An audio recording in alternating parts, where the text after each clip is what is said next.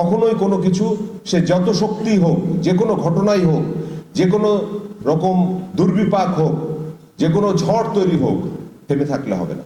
আর একটা জিনিস মনে রাখবে, তুমি যদি জিতে যাও, দেশ যেমন জিতে তেমনি জিতে যায় আমাদের মা। গত 11 নভেম্বর বিকেএসপিতে অনুষ্ঠিত হয়ে গেল জুলাই আগস্টে সংগঠিত হয়ে যাওয়া গণ অভ্যুত্থানে পা হারানো 7 জনকে নিয়ে সংবর্ধনা অনুষ্ঠান।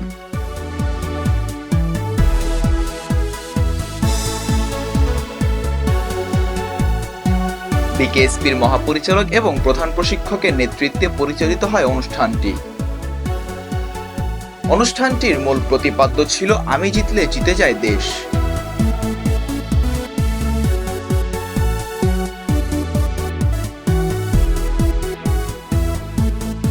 এই দিন সেই 7 জন আন্দোলনকারীদেরকে 10,000 টাকা আর্থিক পুরস্কার সহ বিভিন্ন পুরস্কার হাতে তুলে দেন বিকেএসপির মহাপরিচালক।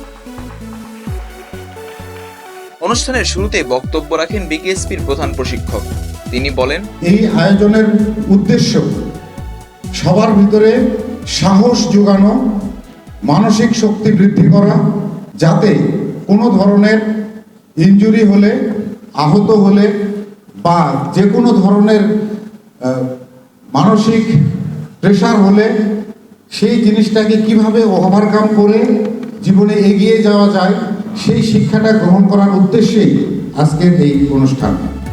এরপর বিকেএসপির শিক্ষার্থীদের উদ্দেশ্যে বক্তব্য রাখেন বিকেএসপির মহাপরিচালক ব্রিগেডিয়ার জেনারেল মোহাম্মদ মুহিবুল ইসলাম। মানুষ সবাই আমরা, যেদিন বলা হয় যে স্বপ্ন যদি না থাকে, মানুষ যেদিন স্বপ্ন দেখতে আর সে যদি স্বপ্ন যদি আর না দেখে, তখন সেই মানুষটার মৃত্যু ঘটে। আমরা সবাই কোনো না কোনোভাবে স্বপ্ন দেখি কিছু একটা করার, সামনে কোনো কিছু, ভবিষ্যতে কোনো কিছু করার পরিকল্পনা গ্রহণ করি এবং আমরা আমাদের স্বপ্ন অনুযায়ী নিজের মতো করে একটা রাস্তা তৈরি করি। সেই রাস্তার ভিতর দিয়ে, সেটাই হচ্ছে গিয়ে পরিকল্পনা। স্বপ্ন দেখার পর পরিকল্পনা তৈরি হয় এবং সেই পরিকল্পনা অনুযায়ী, রাস্তা অনুযায়ী স্বপ্নটাকে বাস্তবে রূপ দেওয়ার জন্য প্রচেষ্টা চালাই। আজকের এই অনুষ্ঠানটার মূল উদ্দেশ্যই হচ্ছে গিয়ে, সামনে তোমরা যারা আছো, আমার বিকেএসপির ক্যাডেট বৃন্দ, বেসিক্যালি তোমরা খেলোয়াড়, একজন ভালো খেলোয়াড়, ভালো মানুষ হওয়ার উদ্দেশ্যেই এই বিকেএসপিতে আসা।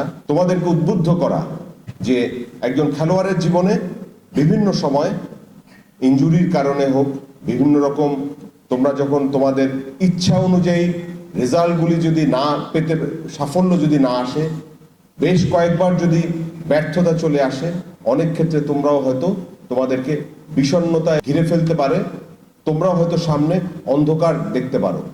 কিন্তু ওনাদেরকে সামনে মঞ্চে উপবিষ্ট করে আমার উদ্দেশ্যই হচ্ছে খেলোয়াড় বৃন্দ যারা, তোমাদের ওনাদের কাছ থেকে শিক্ষা নেয়া যে ঘুরে দাঁড়াতে হবে, ঘুরে দাঁড়াতে হবে বারবার।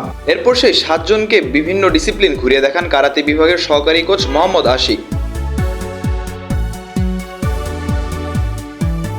সেই সাথে সেই 7 জন অংশ নেন বিভিন্ন ডিসিপ্লিনেও। এরপর একে একে কথা বলেন সেই পুরস্কারপ্রাপ্ত 7 জন পাহাড় আন্দোলনকারীদের মধ্যে কয়েকজন।